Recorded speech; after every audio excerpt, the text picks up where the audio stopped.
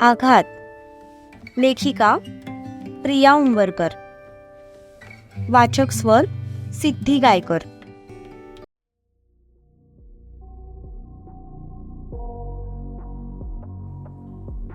भैयासाहेब, अव त्या लोकांना तर काय बी झालं नाही. एक व्यक्ती समोर बसलेल्या माणसाकडे बघून म्हणाली, काय पण कसं शक्य आहे? मी स्वतःच्या हाताने ते 4 ठेवून आलो होतो. दुसरा माणूस म्हणाला,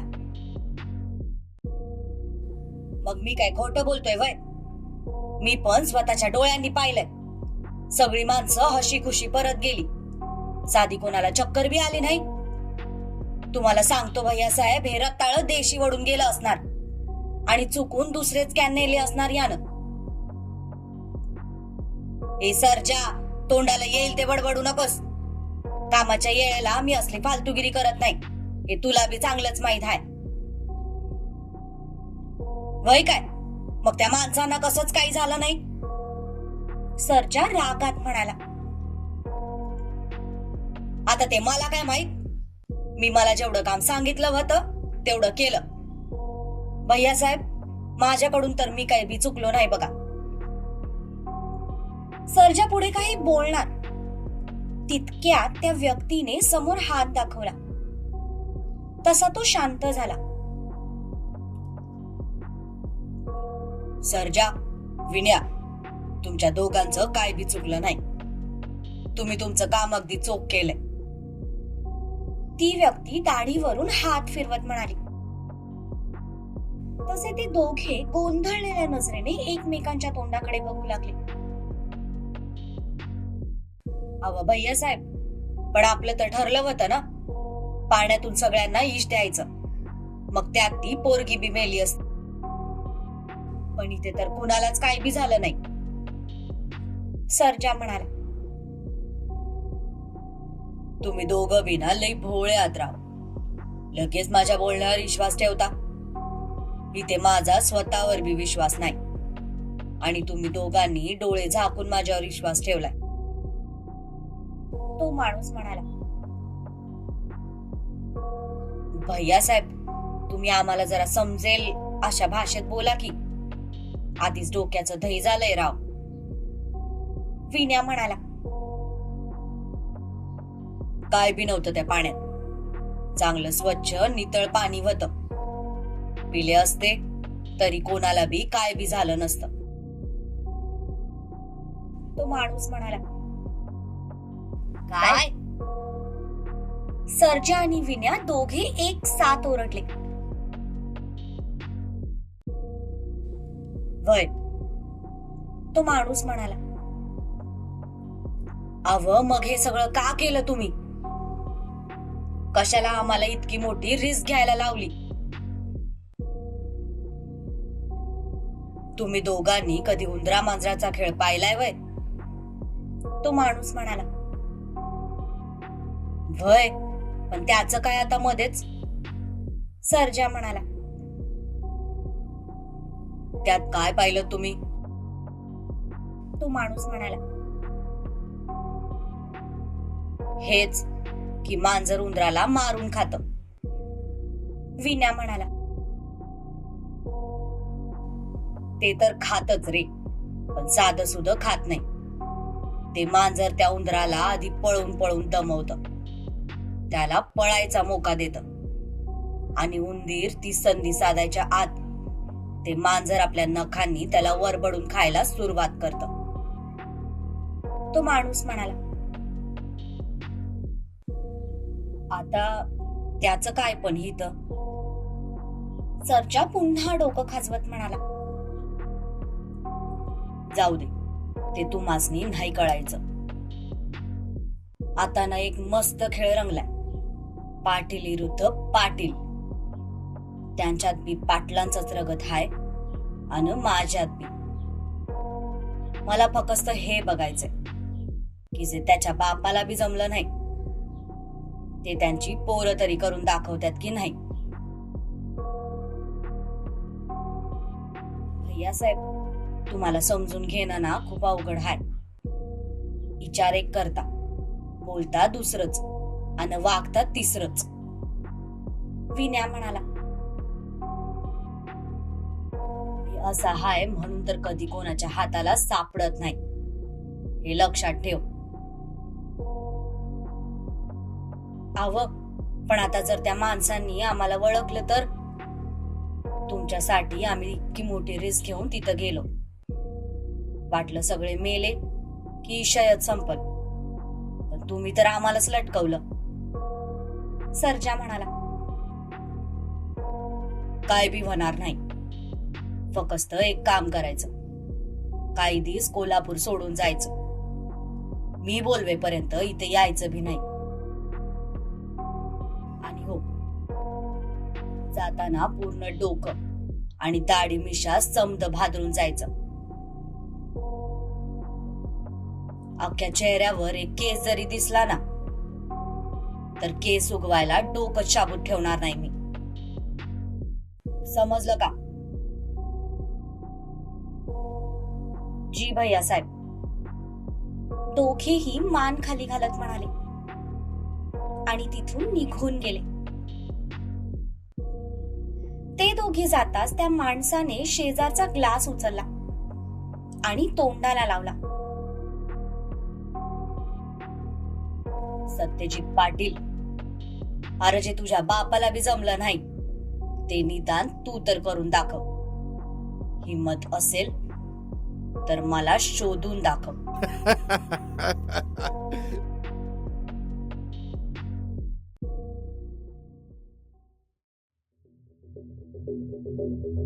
भाऊ, काय झालं? मगासपासून 10 वेळा तो कॅमेरा बघून झालाय तुमचा. असं काय वेगळं दिसलं ते आम्हाला बी सांगा. दिघ्या म्हणाला. म्हणे आला? सत्यजितने विचारलं. आलो भाऊ. मन्या आत येत म्हणाला. समजलं का काही? सत्यजितने विचारलं. हो भाऊ, ते पाणी टेस्टिंगला नेलं होतं, पण त्याच्यात तर काहीच नाही. नॉर्मल पाणी आहे. म्हणजे तो माणूस आपल्याशी खेळ खेळतोय. पण तो असं का करत असेल? तेच तर नाही ना माहित. हे बघा, हा पहिला माणूस जो 4 आत घेऊन गेला. खरं तर तो त्या केटरिंग वाल्यांचा माणूस नव्हताच. त्याने ते 4 तिथे ठेवले आणि तो निघून गेला. जाताना थोडा वेळ थांबून त्याने एकदा दुर्वावर नजर टाकली आणि मग तो निघून गेला. त्याच्या काही वेळानंतर हा दुसरा माणूस बघ. तो जणू बाहेर निघणाऱ्या प्रत्येकावर नजर ठेवत होता. पण जसे सगळे निघून गेले तसा तो चिडला आणि तोच राग त्याने त्या माणसावर काढला. म्हणजे ही 2 माणसं त्या व्यक्तीचीच होती, एवढं मात्र नक्की. आणि अजून एक विशेष गोष्ट, त्या दोघांकडे नीट बघा. त्यांचं राहणीमान, त्यांचे कपडे, त्यांची उंची, त्यांचं शरीर, सगळं काही सारखं आहे. फक्त चेहऱ्याची ठेवण तेवढी वेगळी आहे. दुरून बघणाऱ्याला ते दोघे जुळे आहेत असंच वाटेल. हा भाऊ, खरंच की. दिघ्या निरीक्षण करत म्हणाला. पण भाऊ, आता त्या दोघांना शोधायचं कसं? मन्या म्हणाला. यावर मात्र सत्यजित गालात हसला. भाऊ, तुम्हाला हसायला काय झालं? दिघ्या म्हणाला.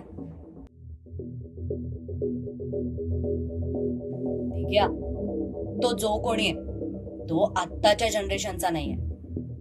बऱ्याचशा गोष्टी ज्या आता खूप पुढे निघून गेल्यात त्या त्याला माहीतच नाहीत. माहीत असतं तर त्याने त्याच्या माणसांना असं भर दिवसा निंबाळकरांच्या घरी पाठवलंच नसतं. आणि इथेच तो चुकलाय. भाऊ, जरा आम्हाला कळेल असं बोला की राव. कळेल, तुम्हाला पण सगळं कळेल. थोडा धीर धरा, सत्यजित म्हणाला. पण त्याच्या डोक्यात मात्र खूप काही सुरू होतं.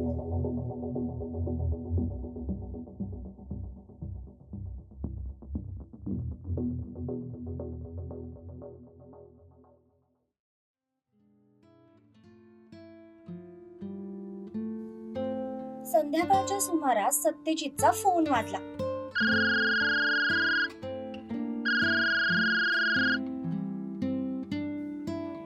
तसं त्याने लॅपटॉप मध्ये घुसवलेलं डोकं बाहेर काढलं. त्याने पाहिलं तर फोन अजयचा होता. हॅलो हॅलो सत्यजित, बिझी आहेस का रे? नाही, बोल ना. काही नाही रे, पुण्याला कधी येतोयस? पुण्याला का? परत काही कांड केलं की काय माझ्या भावाने? हो, तुझ्या भावाने खूप मोठं कांड केलंय. आता काय केलं त्याने? काय केलं? अरे ते आजपर्यंत कोणालाही जमलं नाही, ते तुझ्या भावाने करून दाखवलंय. माझ्या डॅशिंग बहिणीला त्याने स्वतःच्या मुठीत काबीज केलंय. म्हणजे?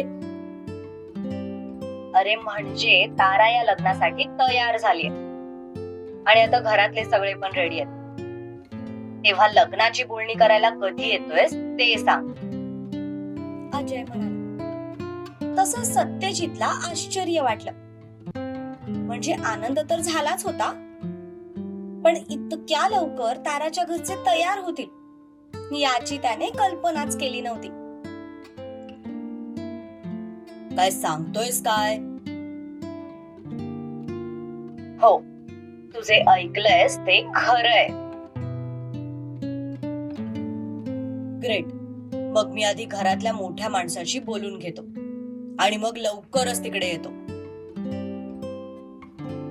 ठीक आहे, जेव्हा येणार असशील तेव्हा कळव, म्हणजे आम्हाला तयारी करायला. हो, नक्कीच. असं म्हणत सत्यजितने फोन ठेवून दिला आणि लगेचच शिवाला फोन लावला.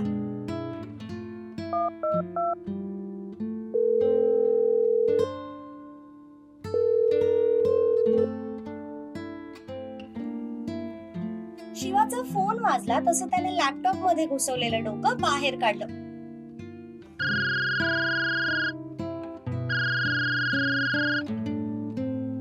भाईचा फोन. हा भाई, बोल. मी जे ऐकलंय ते खरंय का? आता तू काय ऐकलं भाई ते मला काय माहित. अजयचा फोन आला होता. त्याने सांगितलं की तू जबरदस्ती ताराला लग्नासाठी तयार केलंय. काय? त्या साल्याने तुला असं सांगितलं? शिवा डायरेक्ट उठून उभाच राहिला. शिवा, तोंड सांभाळून बोल. भाई, अरे नात्याने तो माझा सालाच लागतो ना, त्याच नात्याने मी बोललो. अरे पण त्याने जे तुला सांगितलंय ते चुकीचं आहे. मी तिला काहीही फोर्स वगैरे केलेला नाहीये. ती स्वतःहून तयार झालीये. हवं तर तू तिला विचार. नक्की?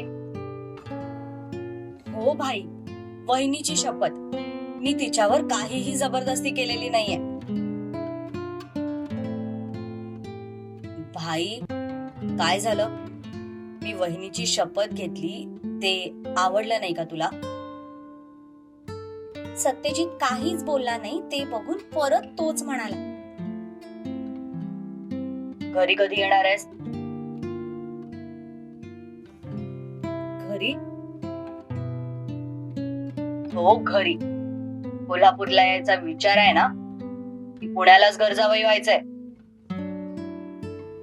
नाही बाई, असं काही नाहीये. तू बोल कधी येऊ? उद्या संध्याकाळपर्यंत तुम्हाला कोल्हापूरमध्ये हवाय. काय? हो, काही प्रॉब्लेम आहे का? नाही भाई, तसा काही प्रॉब्लेम नाहीये, पण प्रोजेक्टचं काम अजून झालं नाहीये ना. तेवढं झालं की मग मी येतो. प्रोजेक्टचं काम तू इथून पण करू शकतो. त्यासाठी तू तिथेच असला पाहिजेस असं काही नाही. सत्यजित म्हणाला. तसा त्याचा चेहरा पुन्हा पडला. नवीन प्रेमाची नवीन नशा होती, त्यामुळे तिला सोडून जायचं त्याच्या जीवावर आलं होतं. ओके भाई, येतो. शिवा, मला इथे तुझी गरज आहे, कारण आपल्या हाताला एक धागा सापडलाय. त्या धाग्याची दोरी करून आपण त्या माणसापर्यंत पोहोचू शकतो. म्हणून मला इथे तू पाहिजे.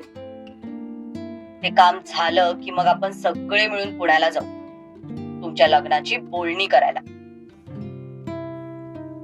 ओके भाई, जर असं असेल तर मी आज पण यायला तयार आहे. Nothing is more important than वहिनी, शिवा म्हणाला. तसा सत्यजित गालात हसला. नाही, आजचा एक दिवस तिच्यासोबत थांब. उद्या आलास तरी चालेल. तोपर्यंत मी माझ्या पद्धतीने काम सुरू ठेवतो. ओके भाई, नो प्रॉब्लेम. चल, बाय. सत्यजित म्हणाला. तसं शिवाने पण फोन ठेवून दिला. भाई, जर आपल्या हाताला एक जरी पुरावा लागला असेल ना, तर आई भवानी शपथ, आधी मी त्या माणसाची वरात काढणार आणि मगच या शिवाची वरात निघणार. शिवा हाताची मूठ वळवत म्हणाला.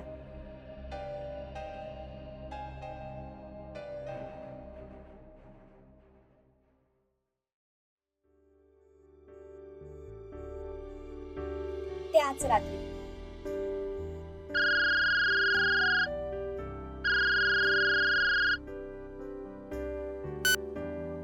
Hello, miss you. समोरून सत्यजितचा आवाज आला. तशी ती गोड लाजली. छान दिसत होती साध. तुम्हाला कसं माहित मी छान दिसत होते? आता माझी बायको आहेच इतकी सुंदर, तर मग छान दिसणारच ना. हो, ते तर मी आहेच. बाय द वे, आज अक्का सोबत घरी का नाही आलीस तू? संक्रांतीचा प्रोग्राम तर झाला होता ना. मिस्टर सत्यजित पाटील, तुम्ही विसरला असाल तर आठवण करून देते की मी इथे यायच्या आधी आपलं भांडण झालं होतं आणि मी तुम्हाला हे म्हणाले होते की जोपर्यंत तुम्ही मला न्यायला येणार नाही तोपर्यंत मी तिथे येणार नाही. मिसेस दुर्वा सत्यजित पाटील, तुम्ही विसरला असाल तर आठवण करून देतो की मी कालच तिथे येऊन गेलोय आणि फक्त येऊनच नाही तर खूप काही करून सुद्धा गेलोय. तेव्हा आता तुम्ही घरी यायला हरकत नसावी. एक्सक्यूज मी, इथे येणारा माणूस सत्यजित पाटील नव्हता. तो माझा सेव्हियर होता, ज्याला माझ्या जीवाची काळजी होती. त्यामुळे तो इथे आला होता आणि म्हणूनच मी त्याला त्याचे सगळे अधिकार दिले.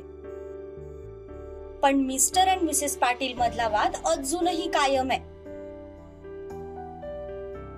या सेव्हियर आणि मिस्टर पाटीलचा डबल रोल माझ्या आयुष्यातून कधी जाणार आहे देव जाणे.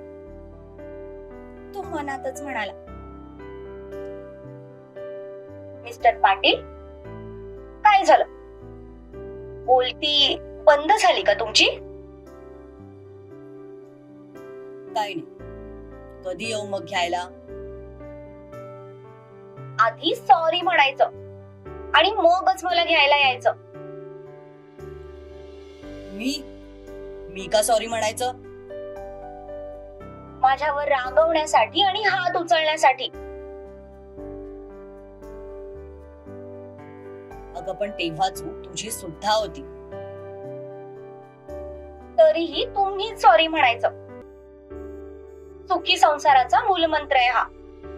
बायकोनी कितीही चुका केल्या तरी नवऱ्याने सॉरी म्हणायचं असतं. ज्याने कोणी हा मूलमंत्र लिहून ठेवलाय ना, आयुष्यपत एकदा सापडायला पाहिजे. नाही त्याला उभ्याने काडी लावली ना तर सत्यजित पाटील नाव लावणार नाही. तो मनातच म्हणाला, कारण सध्या तरी मिस्टर पाटील मिसेस पाटीलला घाबरले होते. मग म्हणताय ना सॉरी? हा, मी म्हंटल सॉरी म्हणताय ना? की मी ठेवू फोन? आणि मी नाही म्हणालो तर जास्त काही नाही होणार. मी इथेच राहीन. 8 दिवस, 1 महिना किंवा त्यापेक्षाही जास्त. जोपर्यंत तुम्ही सॉरी म्हणत नाही तोपर्यंत मी येणारच नाही. Okay, I am sorry. असं नाही, थोडं प्रेमाने बोला. प्रेमाने सॉरी. अहो प्रेमाने बोला म्हणजे आवाजातून ते प्रेम कळायला हवं. ओके, आवाजातून प्रेमाने सॉरी. आता तरी ठीक आहे. तुम्ही ना राहू दे, मला तुमच्याशी बोलायचंच नाहीये. अच्छा बाबा, हवं तर व्हिडिओ कॉल कर, तुझ्या समोर कान पकडतो, पण प्लीज लवकर घरी ये. तुझ्याशिवाय त्या रूम मध्ये यावंसं पण वाटत नाही यार. I am really missing you a lot. Good. आता कुठे मिस्टर पाटील जागेवर आले? या मिस्टर पाटीलने स्वतःची जागा कधीच सोडली, कारण आता त्या जागेवर मिसेस पाटील राज्य करतायत. कधी येऊ मग घ्यायला? उद्या आलात तरी चालेल. ग्रेट. तसं पण उद्या तुझा लाडका लेक पुण्यावरून येतोय आणि घरात आल्यावर त्याला सगळ्यात पहिला तू हवी असतेस. सो तुला तर यावंच लागणार आहे. काय? उद्या शिवाय येतोय? मग हे आधी नाही का सांगायचं? मी आजच अक्का साहेबांसोबत आले असते. म्हणजे हे बरं आहे, घरी येण्यासाठी माझ्याकडून सॉरी बोलून घेतलंस आणि आता तो येतोय तर लगेच एका पायावर यायला तयार झालीस. कारण चूक तुमची होती म्हणून तुम्हाला सॉरी बोलायला लावलं. आणि राहिला प्रश्न त्याचा, तर तो माझा गुणी बाळ आणि घरी आल्यावर त्याला पहिला मीच हवी असते. तुम्ही एक काम करा, तुम्ही उद्या सकाळी लवकरच या. तो येईपर्यंत मला त्याच्या आवडीचे खूप सारे पदार्थ बनवून ठेवावे लागतील. त्याला घरच्या जेवणाची सवय आहे. इतके दिवस दुसऱ्यांच्या हातचं जेवण खाऊन बारीक झाला असेल तो. आज सूर्याला पण पाहिलं मी, त्याचं पण 1-2 किलो वजन कमीच झालेलं वाटलं मला. चेहरा पण जरा उदासच वाटला. सगळे पाहुणे होते म्हणून, नाहीतर मी त्याला विचारलंच असतं. तुमचं ना अजिबात मुलांकडे लक्ष नाहीये. अगं जरा श्वास तरी घे. त्या दोघांबद्दल बोलायला सुरुवात केलीस की थांबतच नाहीस. ओके, नाही बोलत, पण सकाळी लवकर या हा. मी आत्ताच बॅग भरून ठेवते. ओके. तो सुस्कारा सोडत म्हणाला. बिचारा थोडा रोमॅन्सच्या ट्रॅकवर येतच होता की तिच्या दोन्ही मुलांनी मध्ये येऊन तिला बायकोच्या ट्रॅकवरून पुन्हा आईच्या ट्रॅककडे नेलं. चला bye, good night. Good night.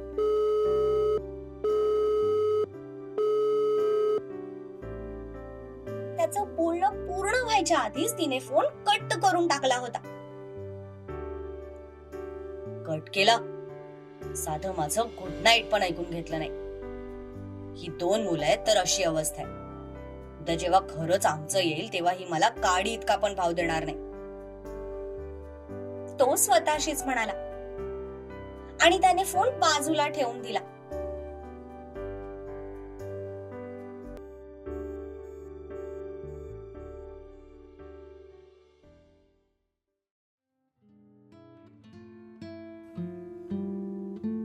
काय? तुम्ही उद्या परत जाताय? तारा आश्चर्याने म्हणाली. अगं हो, जरा हळू ओरड की, कानाचे पडदे फाटले असते ना माझ्या. पण तुम्ही का जाताय? म्हणजे जाण्याबद्दल माझं काही म्हणणं नाही, पण अजून तुमचा प्रोजेक्ट पूर्ण नाही ना झालाय. मग असं का अर्धवट ठेवून का जाताय? ती म्हणाली. तसं त्याने मान वळवून तिच्याकडे पाहिलं. तिचा चेहरा पूर्णपणे उतरला होता. तो चालत तिच्या जवळ आला तर ती हाताची घडी घालून गाल फुगवून उभी होती. जाणं गरजेचं आहे म्हणून जातोय. काम झालं की लगेच ये, ते पण पूर्ण फॅमिली सोबत, आपल्या लग्नाची बोलणी करायला. आणि तोपर्यंत मी इथे काय करू? तिच्या डोळ्यात आता पाणी होतं, कारण तिलाही त्याची सवय लागली होती. काय करू म्हणजे? लग्नाच्या तयारीला सुरुवात कर. लिस्ट बनवायला घे. तुला काय आणि कसं लग्न हवंय ते मला सांग. तुझी प्रत्येक इच्छा पूर्ण केली जाईल. शिव, मला खरंच तुमच्याशिवाय नाही करमणार.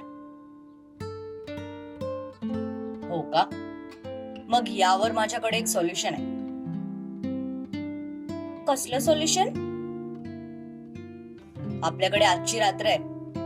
आपण आपला प्री वेडिंग हनीमून सेलिब्रेट करून घेऊ. म्हणजे कसं, लग्नापर्यंत स्वतःमध्ये काय इम्प्रूव्हमेंट करता येईल ही आजचा तुला अंदाज येईल. काय बोलते? कशी वाटली आयडिया? तो म्हणाला. तशी ती एकाच झटक्यात त्याच्यापासून बाजूला झाली